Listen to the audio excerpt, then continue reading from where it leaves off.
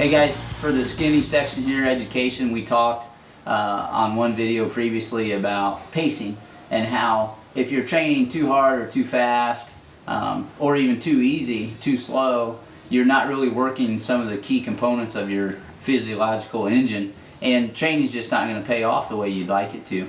So another thing you can do if you get away from pacing and you just want to do amounts of time and you're not worried about distance, it would be heart rate.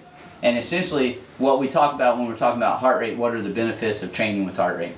Well, for one thing, let's talk about your heart rate zones. If you're using a 220 minus your age and you're trying to formulate, or your easy heart rate zone, and then your threshold and your anaerobic, it's going to be really hard to use that formula. That formula could be off by 30%, meaning that just because you're doing this formula, some people have higher resting heart rates but lower action heart rates, and vice versa. And so what we want you to do is really get your heart rate zones spec'd in first. So there's a lot of ways to do it. You can go get tested at college by any chance in your area that has like a physiological lab where students are in there working. Maybe you can get in there and be one of their guinea pigs and get testing. There's companies that are testing, and a lot of coaches that coach with rocket science coaching that I've coached with, they do VO2 testing and heart rate zone testing on a treadmill, so you can get that. Sometimes it'll cost $100, sometimes it'll cost $250,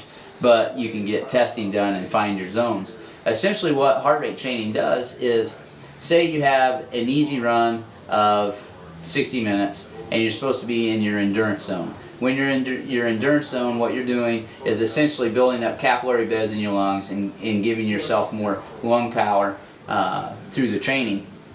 When you do that at a pace that's too fast or a heart rate that's too high, essentially, same thing with pacing we talked about, you're in kind of no man's land where you don't get any more physiological benefits of training a little bit faster, but you get a little more tired for the next day's session, or you end up getting beat down and possibly sick. What we find is, okay, last week you ran an hour and you ran it at 9:27 pace average. Well, this week you go out and at the same heart rate, if you're training with heart rate, you find out you had a big weekend, the kids are sick, you were up late, you got up early Monday morning for a meeting, and then you ran at lunch. And what you find is you go out and you do the same hour loop, but you run it at 10:20 pace, but your heart rate was the same.